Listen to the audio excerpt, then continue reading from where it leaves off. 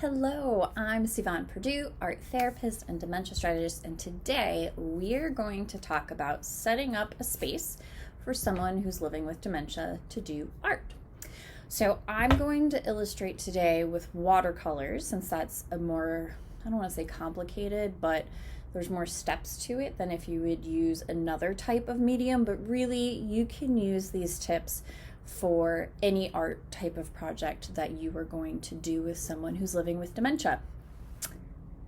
First, we're going to talk about paper and how to set it up. So initially, we are going to tape down our paper to the table, either to the table or sometimes I have big pieces of cardboard that I use, so then you can easily clean up and set it aside to dry, and it's not taped to the table to dry. But we are going to use, I like to use painter's tape because it's a bright contrasting color and it comes off the paper and surfaces really easily. But we're going to, I have some here, tape our paper all the way around. We're going to border it for a couple reasons. One is you don't want it to slide around when the person is working, because that is frustrating and they might not have the coordination or the dexterity or ability to hold the paper and work at the same time.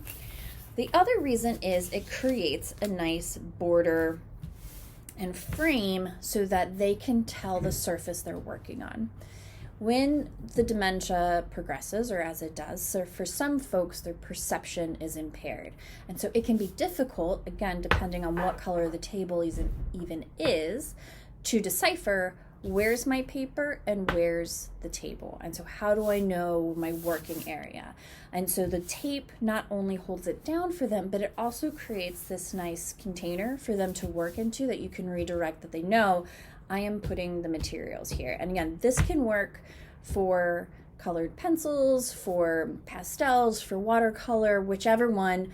It can be helpful to tape it down for them and help them have an area that they know that they are working in and that they can see very clearly. Again, that's another good reason for the blue, is that even if they have some visual impairments, they can see that blue and know that they're working within it. And then when they're done, you can just peel up the tape and put it aside, or as I said, if you're working on a piece of cardboard, you can take that whole piece of cardboard and set it someplace safe so that it can dry. When you're working with watercolor, it's also helpful, I do this with all my clients anyway, is to have it taped down as you're working, because the paper, as it saturates with water, can buckle. And so that can be a little bit frustrating as it's buckling to paint on it. And then it also, if it dries flat, it helps it smooth back out, and then you have a nice piece there for you.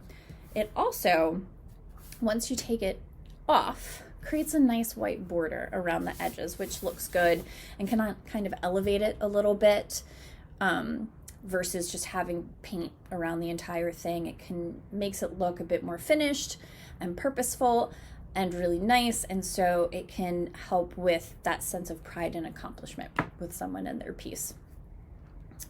Materials wise, paintbrushes. You don't want too many choices of paintbrushes. That's going to be something that we come back to no matter what material we're working with, is limiting choice. And although you want to encourage autonomy and choice in whatever they are doing, too much decision making, too much to choose from can be overwhelming with someone, especially if they have processing issues, sequencing issues.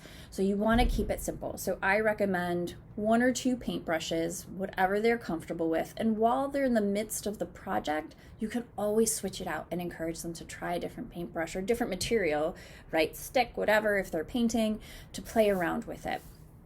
And you might want to even think about, I like larger paintbrushes because they're easier to hold. So you also want to think about what is going to be the most supportive for my person, especially if they have arthritis, and there's some adaptive things out there to help them hold it, but what are they going to be able to be most successful with? And a tiny thin brush might not be it. It might be more difficult for them to hold, and they might have difficulty seeing the lines that they're making. So I love big paintbrushes, and they're really satisfying to use.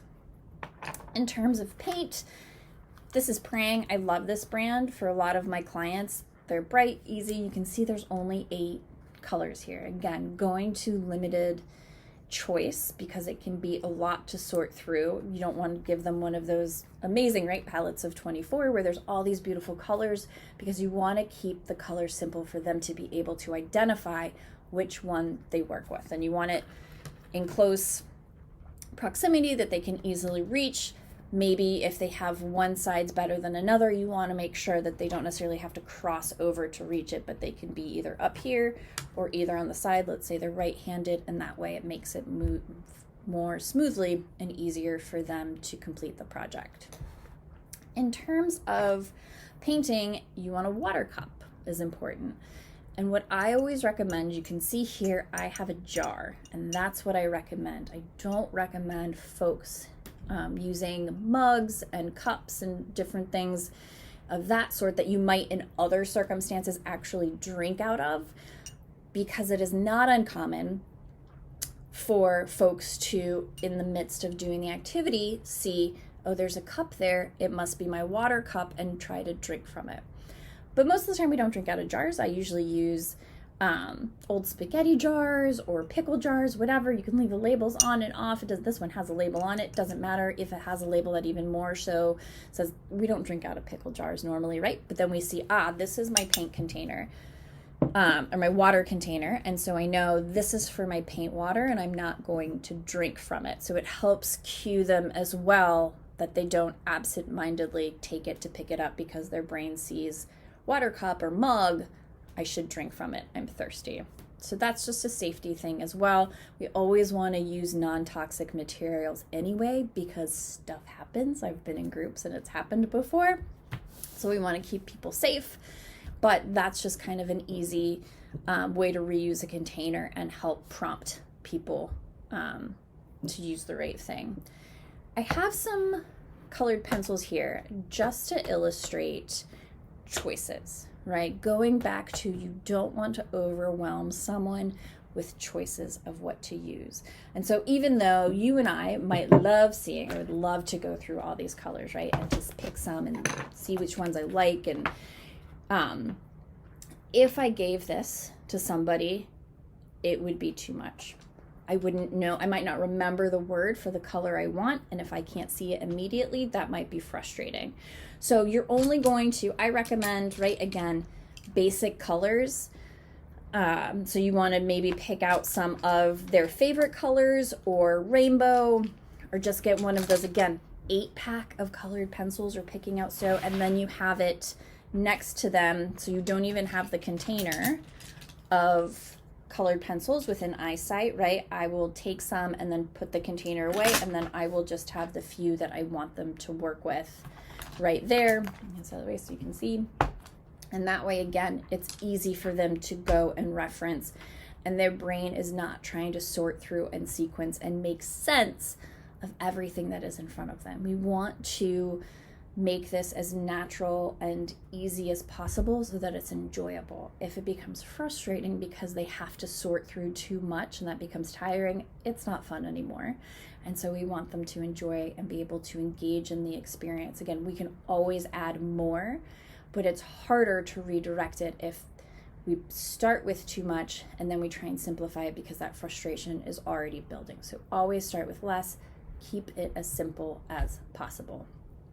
Okay, I hope that was helpful. I hope this encourages you to go out there and try and do some art and encourage art with your person who's living with dementia. And I'll talk with you soon. Bye.